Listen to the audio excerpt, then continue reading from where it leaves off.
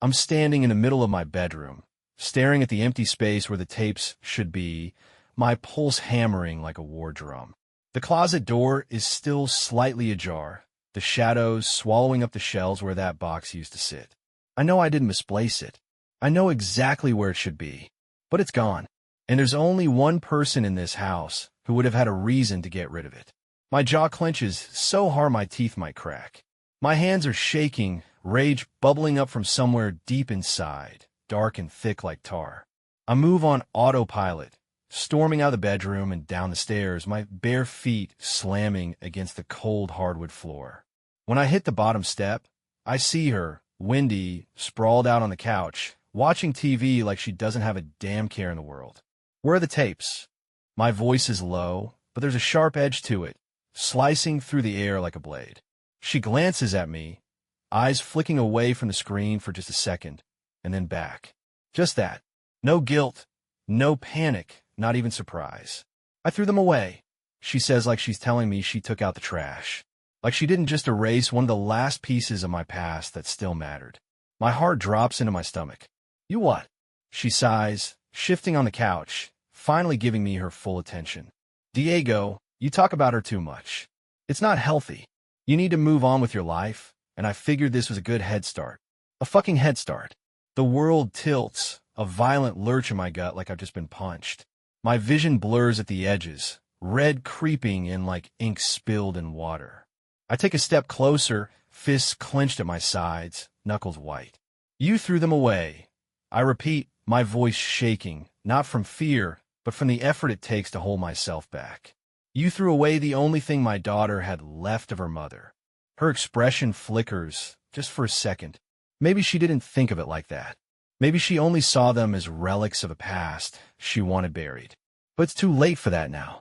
I didn't mean to hurt you, she says softer this time, but my blood is roaring too loud in my ears to hear it properly.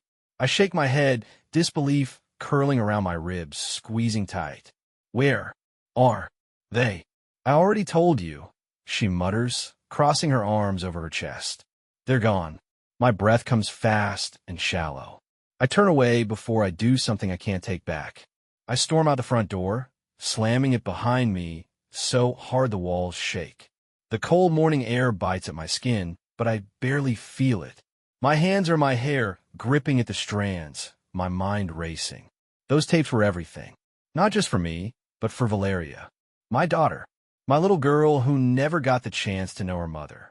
She only has the pictures, the stories I tell her, and those tapes. Had. Because Wendy decided she couldn't handle sharing space with a ghost. I grab my keys off the hook by the door and climb into my truck. The engine roars to life, and I peel out of the driveway, tires screeching against the pavement. I don't even know where I'm going. The dump? The closest landfill? Fuck, for all I know, she tossed them in a random dumpster somewhere. I drive for a while, my knuckles white on the wheel, my jaw locked so tight it aches. I stop at the first garbage facility I can find and get out, scanning the endless piles of trash with a sinking feeling in my gut. This is hopeless. She really did it. She erased them.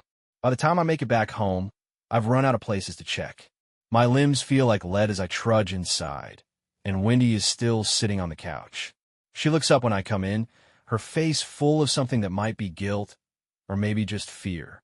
I don't say a word. I just walk past her, up the stairs, and lock myself in the bedroom. I sit on the edge of the bed, rubbing a hand down my face. My chest feels hollow. I grab my laptop, flipping it open, and start digging through old files, old external drives, old emails. Anything, any scrap of video I might have transferred over the years. Valeria deserves something, even if it's just a minute, just a second of hearing her mother's voice. My phone buzzes on the nightstand. A text from Wendy. I'm sorry. Please talk to me. I shut off my phone and keep searching. I don't have time for sorry. The house feels different. Like the air inside it's gone stale, thick with something unseen, but heavy enough to press against my ribs. Maybe it's just me. Maybe I'm the one who's different. But I can't shake it. The way the walls feel closer, the way the silence isn't silence at all. Just this waiting thing stretched out between me and Wendy. I don't know if I can stand it. I didn't sleep. Not really. Spent most of the night digging through old files, finding nothing but scraps. A couple of corrupted clips, blurry photos, a recording of Chloe laughing at something I'd said, but it's not enough. It's never going to be enough. And Valeria? She has nothing now. Nothing but my words, my memories, and memories can't hold a fucking candle to the real thing. There's a tightness in my chest, a deep, ugly thing that's clawing at me from the inside out. I need air, need space, need to be anywhere but here. I'm halfway to the door when I hear her voice behind me. You're not even going to talk to me? I stop. My fingers curl in a fist at my sides. I don't turn around. Diego, please. The way she says it, like she's the wounded party here, like she's the one who's been wronged. I feel something inside me crack open. Something raw, something ugly. My voice comes out low and dangerous. You don't get to ask for shit right now. A sharp inhale. I know you're mad. I spin to face her, and whatever she sees on my face makes her take half a step back. Mad? You think I'm mad? Wendy, we didn't forget to take out the trash. You didn't break a fucking coffee mug. You took years of memories, things that can never be replaced, and you threw them away like they were nothing. Like she was nothing. So no, Wendy, I'm not mad. I cut myself off, shaking my head. I can't even find the words for it. She swallows. There's something in her expression, guilt, shame, regret, but none of it matters. Not now. Not when the damage is already done. I wasn't thinking, she says finally. I was upset and I let out a sharp, humorless laugh. Yeah, you weren't thinking. That's the fucking problem. She takes another step toward me, reaching out like she wants to touch me, to fix this somehow. But there's no fixing this. Not with words. Not with anything. I can't do this right now. I mutter, turning back toward the door. Where are you going? Don't know. Don't care. Just need to get the fuck out of here. She doesn't try to stop me. Maybe she knows better. Maybe she sees it in my eyes, that if she tries to keep me here, I'll lose whatever's left of my restraint. The door slams behind me. I drive. I don't know where I'm going, don't care. Just follow the streets, the turns, until I end up parked outside a bar that hasn't changed a damn thing since the 90s. Neon signs flickering in the windows, the smell of stale beer and desperation leaking out onto the sidewalk.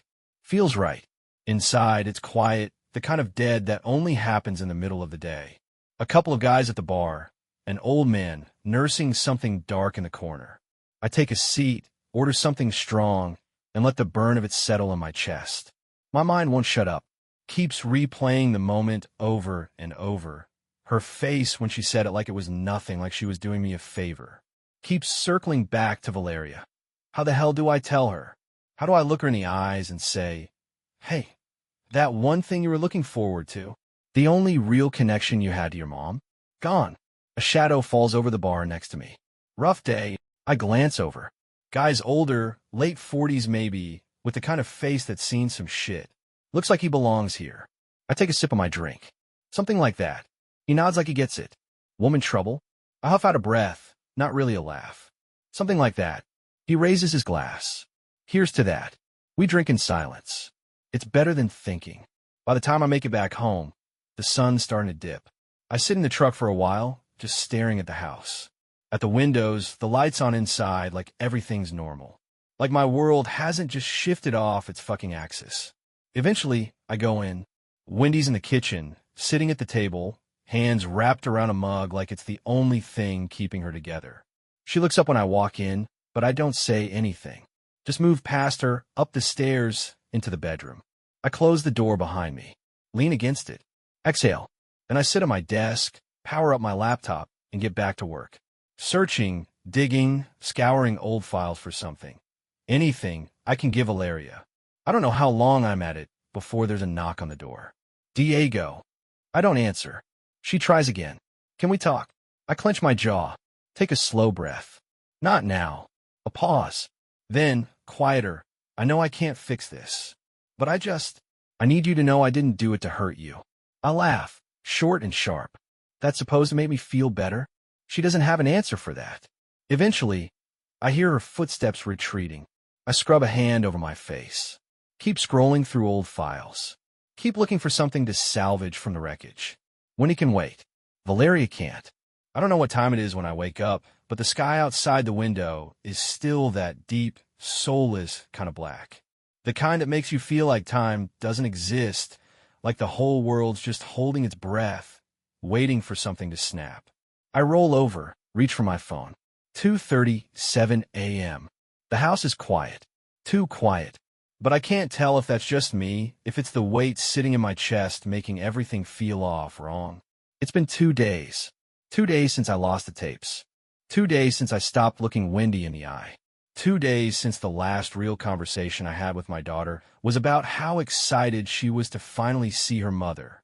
And now, that moment's been ripped away from her before she ever even got to touch it. My mouth tastes like regret and the stale remnants of the whiskey I tried to use to drown the ache in my ribs. Didn't work. Never fucking does. I push myself out of bed, run a hand down my face. My laptop's still open on the desk, the dim glow of the screen casting eerie shadows across the room. A graveyard of old files, corrupted data, broken memories. It's like looking at the aftermath of a fire, knowing that somewhere, buried in the ashes, there might still be something worth saving, but not having the tools to dig through it. I sit down, open another folder, click another file. Nothing. I close my eyes, breathe deep through my nose. The room still smells like Wendy's shampoo, like the scent of something that used to be comforting, but now just reminds me of a betrayal I can't stomach. A sound breaks the silence. Not loud, just the soft creak of a floorboard shifting under weight. My muscles go rigid. It's not Valeria. She's a light sleeper, but she doesn't wake up for no reason. And she sure as hell doesn't creep around like a ghost in the middle of the night. That only leaves one person. I don't turn around. What do you want, Wendy? Silence. Then, I can't sleep. I laugh, sharp and humorless. That makes two of us. She hesitates. Can we talk? No. Diego. I said no. She exhales, something tired and frayed at the edges. I don't know how to fix this. I finally turn my head, look at her standing in the doorway, wrapped in that old gray sweater she always wears when she's trying to make herself small. You can't fix this. Her face crumples and, for a second, just a second, I feel something other than anger. Something closer to exhaustion. But then I remember Valeria's face, the way she lit up every time I mentioned those tapes, the way she kept counting down the days, and the feeling turns to stone again. When he steps inside, I just want to understand. I rub my temples. Understand what? Why this hurts so much? I freeze. A slow, sick heat creeps up my spine, a fire I can barely control. Get out, I say, voice eerily calm. Diego. I stand up so fast the chair scrapes against the floor. Get out. She flinches. I don't care. I really don't fucking care. She leaves. I sit back down, head in my hands. I feel like I'm unraveling, thread by thread. The next morning, I don't eat breakfast. Don't even go downstairs. I hear Valeria getting ready for school. Hear the muffled sound of Wendy moving around the kitchen. I wait until the front door shuts, until I hear the car pulling out of the driveway, and only then do I leave my room. The silence of the house stretches out like a yawning void. I should go to work, should do something, but instead, I sit at the dining table, staring at the empty plate in front of me, feeling like I don't belong in my own home. The front door opens. I look up, expecting Wendy. But it's not her. It's Valeria, back earlier than she should be, eyes red-rimmed like she's been crying. I straighten. Val? What happened? She bites her lip, looking down at her shoes. Can we talk? I push my plate aside. Of course. She sits across from me, fidgeting with her sleeves. It's about Mom. My stomach twists. She hesitates. I overheard you and Wendy fighting. About the tapes. About what happened to them. I shut my eyes for a second. I just need to know. She interrupts, voice small. Did she really throw them away? I meet her eyes, the same deep brown as her mother's, and I can't lie to her. Yeah, kiddo. She did. A sharp inhale. Her face crumples, and before I know what I'm doing, I'm moving around the table, pulling her into my arms as she shakes against me. I wanted to hear her voice, she whispers, muffled against my shoulder. Just once. Just once, Dad. I squeeze my eyes shut. Swallow hard. I know, baby. I know. We sit like that for a long time.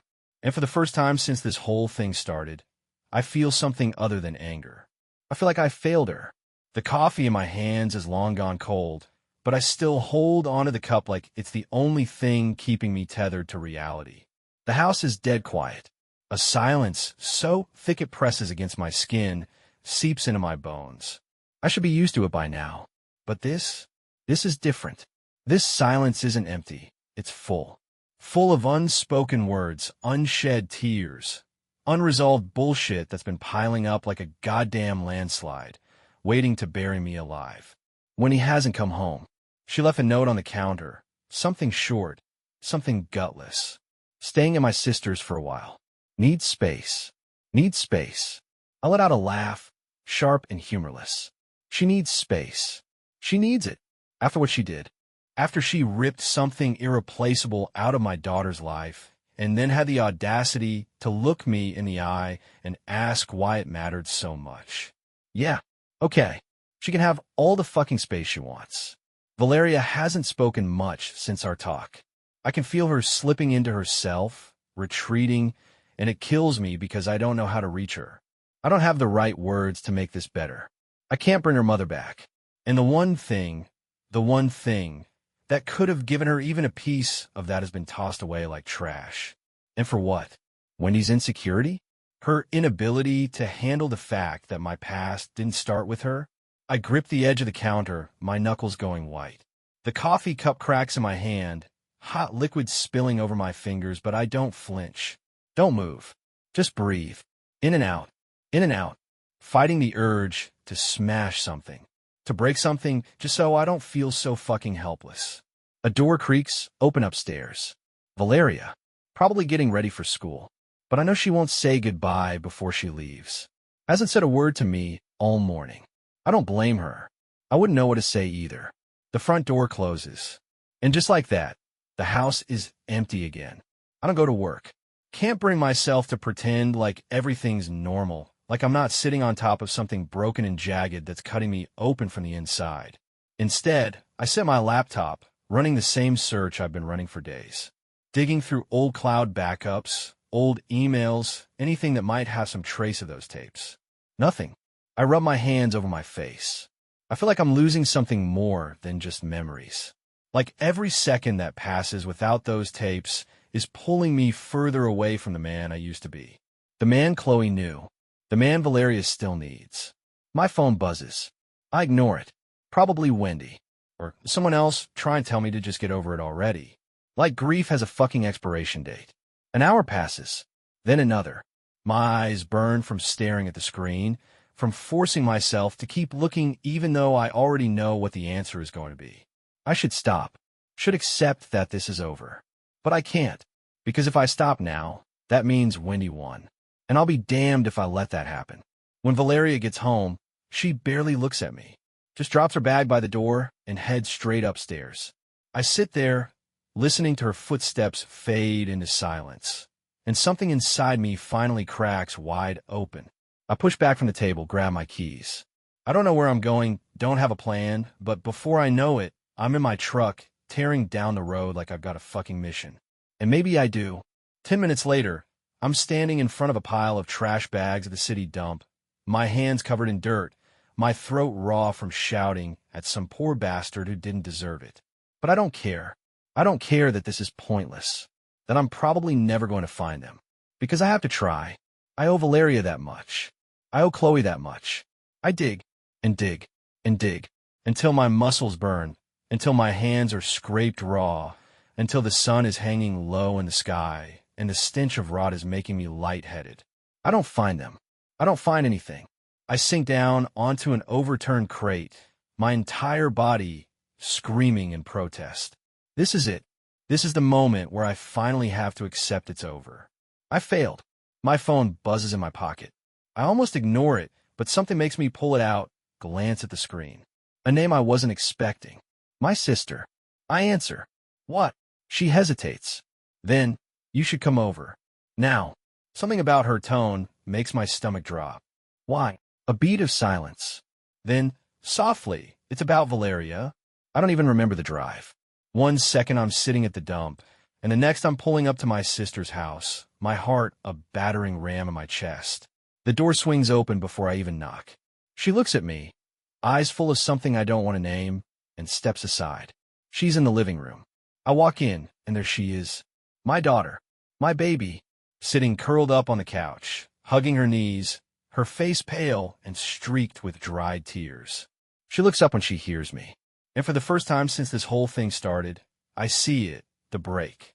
The raw, open wound this has left in her. Dad, she whispers.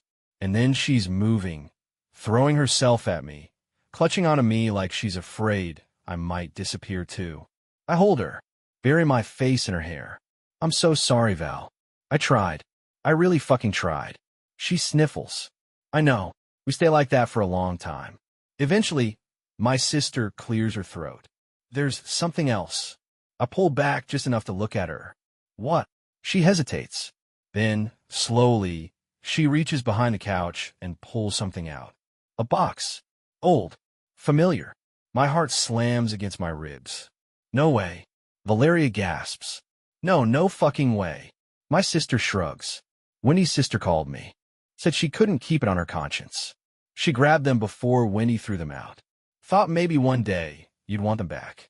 My hands are shaking when I take the box, fingers ghosting over the edges. I can't believe it. I won't believe it. Until I open the lid. And there they are. The tapes. Valeria bursts into tears. I squeeze my eyes shut, the relief crashing over me, so hard I almost collapse.